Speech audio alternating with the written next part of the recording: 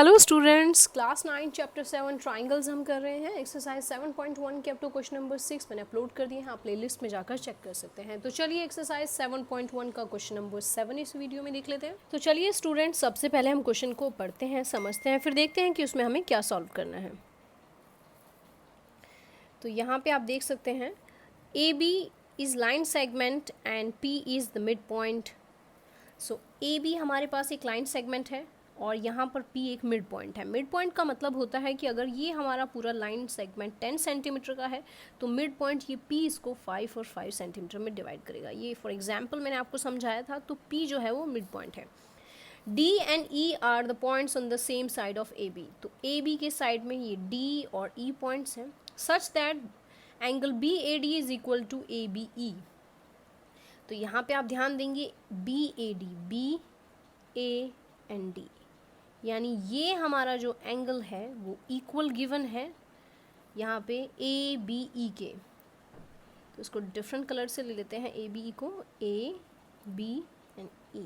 इसका मतलब ये, तो ये यहाँ पे ये वाला एंगल और ये एंगल, ये दोनों एंगल हमारे इक्वल गिवन है हमें स्टूडेंट्स ना। उसके बाद बोला गया है EPA is equal to DPB। तो EPA ये हमारा EPA होगा, EPA एंड DPB, ये दोनों एंगल भी इक्वल गिवन है। तो ये हमें जो कंडीशंस क्वेश्चन में गिवन थी वो हमने यूज़ की है। नाउ अब हमें इसमें क्या करना है, फिगर को देखने के बाद शो कीजिए कि triangle DAP is congruent to EBP। क्योंकि चैप्टर हमारा जो फर्स्ट एक्सरसाइज हम कर रहे हैं कॉन्ग्रुएंसी बेस कर रहे हैं, तो यहाँ पे आप देखेंगे DAP, तो DAP यानी ये ट्राइंगल, और दूसरा डिफरेंट कलर से ले लेते हैं EBP, ये। तो स्टूडेंट्स ये दोनों ट्राइंगल हमें कॉन्ग्रुएंट प्रूफ करने हैं। तो जो भी क्वेश्चन में गिवन होता है वो हमारी बहुत हेल्प करता है उसमें। एक बार क्वेश्चन को हिंदी में देख लेते हैं, उसके बाद हम इसे सॉल्व करेंगे।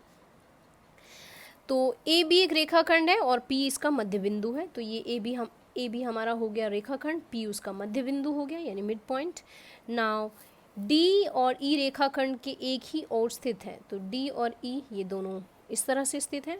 Angle BAD and angle ABE is equal, यानी ये एंगल हमारा BAD एंड ABE ये दोनों हमारे इक्वल गिवन है। देन EP एंड DPB ये दोनों हमारे इक्वल गिवन है। अब देखिए आकृति को दर्शाइए। ट्राइंगल DAP यानी त्रिभुज DAP सर्वांग सम बताना है हमें त्रिभुज EBP के, और दूसरा हमें AD बराबर BE सिद्ध करना है। तो चलिए स्टूडेंट, सबसे पहले मैंने यहाँ पे फिगर को दोबारा ले लिया है, तो जो भी हमें फिगर में गिवन है उससे हमें हेल्प मिलेगी। तो हम सॉल्यूशन लिखते समय सबसे पहले जो भी कंडीशन गिवन है वो देख लेते हैं। यहाँ पे हमें गिवन था EPA is equal to DPB। अब ये EPA एंड DPB जो है तो ये कहाँ पर है वो आपको मैं समझा देती हूँ। ये ले लेते हैं हम ब्लू कलर से। तो EPA, ये हमारा E है, उसके बाद ये PA यानी ये एंगल हमारा, ये हमें गिवन है कि ये इक्वल है DPB के, यानी DPB। तो इस तरह से ये दोनों हमें इक्वल गिवन है। ब्रैकेट में रीज़न लिखेंगे गिवन है, और हिंदी वाले स्टूडेंट्स लिखेंगे दिया है। नाउ अब हम क्या करेंगे स्टूडेंट्स, ये कलर आप देख सकते हैं, तो मैं मिडल में यहाँ पे डिफरेंट कलर ले रही हूँ। ये जो कोण है जो मैंने अभी सेंटर में हाईलाइट किया है, ये दोनों में हम प्लस करेंगे।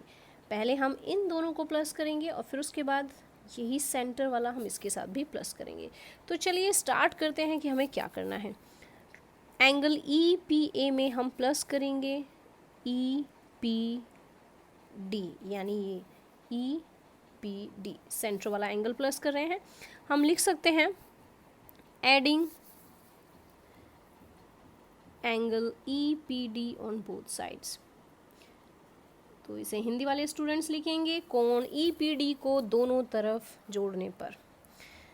यहाँ पर DPB में भी हमें यही ऐड करना है EPD।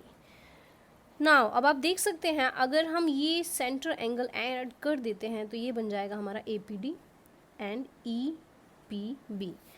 तो ये आ गया हमारा angle APD is equal to BPE। क्योंकि पहले सिर्फ हमारा, आप यहाँ पे ध्यान देंगे स्टूडेंट्स, ये देखिए, पहले हमारा फॉर एग्जांपल ये सिर्फ ग्रीन वाला पार्ट था, उसके बाद हमने इसमें ये रेड वाला पार्ट भी ऐड कर दिया, ये रेड पार्ट भी, तो ये हमारा बन गया पूरा APD। नाउ अगर दूसरी तरफ बात करते हैं, पहले हमारे पास सिर्फ यही था और उसके बाद हमने रेड सेंट्रल पार्ट भी ऐड कर दिया, तो ये पूरा इस तरह से हमारा बन गया BPE और वी कैन राइट EPB। अब हम आगे बढ़ते हैं, तो हमारे पास ये फर्स्ट कंडीशन आ गई है। अब लिख लेते हैं इन ट्राइंगल यानी त्रिभुज, इन ट्राइंगल DAP में एंड ट्राइंगल EBP में, जो कि हमें कॉन्ग्रुएंट प्रूफ करने के लिए बोला गया है। तो फर्स्ट कंडीशन ये मिल गई। सेकंड हमें बोला गया है angle A is equal to angle B, ये सेकंड कंडीशन हमारे पास है। नाउ अब जानते ही हैं कि P मिड पॉइंट है, तो AP PB के इक्वल होगा, तो AP is equal to PB, ये हमारी थर्ड कंडीशन। और कम से कम 3 क्राइटेरियाज हमारे पास होने चाहिए, तभी हम कॉन्ग्रुएंट प्रूफ कर सकते हैं। तो इसे तो लिख देते हैं, ऊपर सिद्ध किया, और हिंदी में लिखेंगे प्रूव अबव, ऊपर प्रूव किया है ये हमने, और ये लिखेंगे गिवन है यानी दिया है, और ये बोलेंगे कि P is the mid point, यानी P जो है वो मध्य बिंदु है, P is the mid point of AB। Now students, आप यहाँ पे देख सकते हैं 3 क्राइटेरियाज हमारे पास। तो ये देखिए कौन सा यहाँ पे कॉन्ग्रुएंसी रूल लगेगा, एंगल, साइड, एंगल। ध्यान देंगे आप यहाँ पे, ये एंगल, ये साइड और ये एंगल, हमारा एंगल, साइड एंगल, यहाँ पे भी एंगल, साइड एंड एंगल। तो ये देखिए एंगल, साइड एंड एंगल, इन्हें आप इसी सीक्वेंस में लिखेंगे तो ज़्यादा सही रहेगा। ASA आप लिखिएगा, सबसे पहले एंगल, फिर साइड, फिर एंगल, क्योंकि उसी फॉर्मेट पे है ये।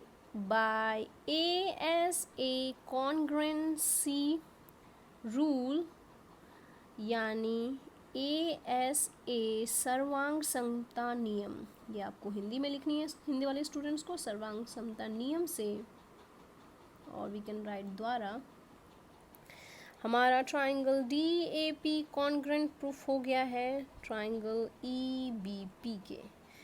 तो ये देखिए हमने क्या प्रूफ किया है, ये हमारा जो ट्राइंगल है इसको हमने कॉन्ग्रुएंट प्रूफ किया है इस ट्राइंगल के।